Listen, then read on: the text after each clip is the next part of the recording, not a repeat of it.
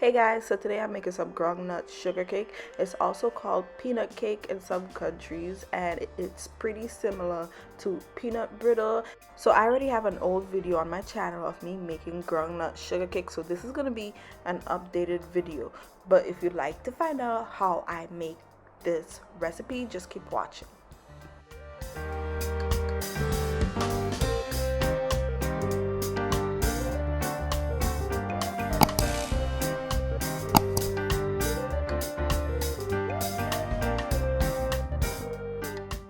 Okay, so I'm gonna start off by putting my pot on the stove over medium to medium high heat, and then I'm gonna add in a little bit of water, and to the water I'm gonna add in some sugar.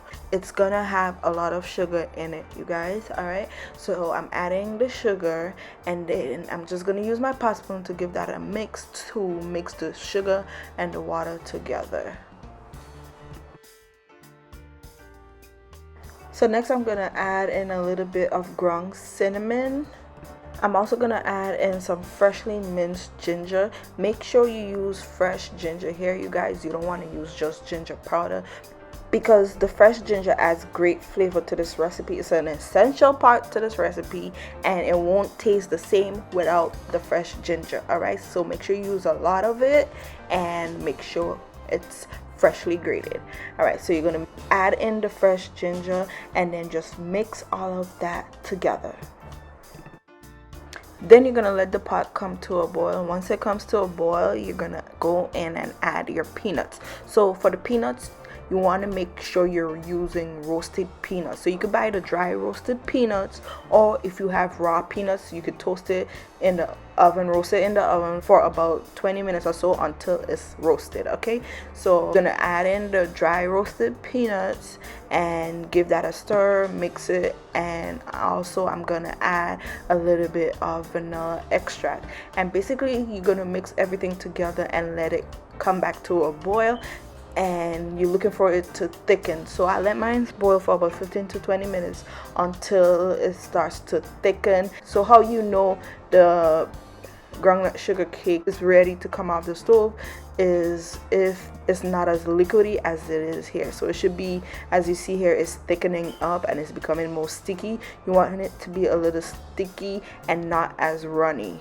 Okay, but at the same time you don't want the peanuts to be completely dried in the pot, because we do have to take it out of the pot and shape it on some, you can use wax paper to shape it. So there's different ways to do this. I'm using ice cream scoop. So back where I'm from in Grenada, ours come in the shape of a circle, but I have not perfected how to shape it into the shape of a circle yet, because this thing is really hot. So yeah, I shape mine like this using a spoon or an ice cream scoop and just lay them on a piece of wax paper so they can cool and shape, okay, take form.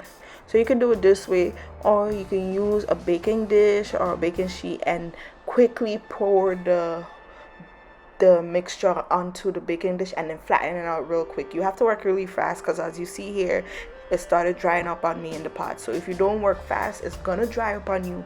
So yeah, just try to work really fast. Also, when the peanuts is boiling and they're almost at the consistency you're looking for, the stickiness you're looking for them to be, just don't, like I said, don't let it get too dry. So it should be a little bit still runny, if I'm making sense here. And yeah guys, that's it. You're gonna let them set for about 10 to 15 minutes, and then you're gonna have delicious groundnut sugar cake. This is one of my favorite snacks from back home. I could eat a whole batch of this. It's so delicious, but they are on the sweet side. But yeah, that's it for today's recipe. I hope you guys enjoyed the video, and I will see you guys next time. Bye.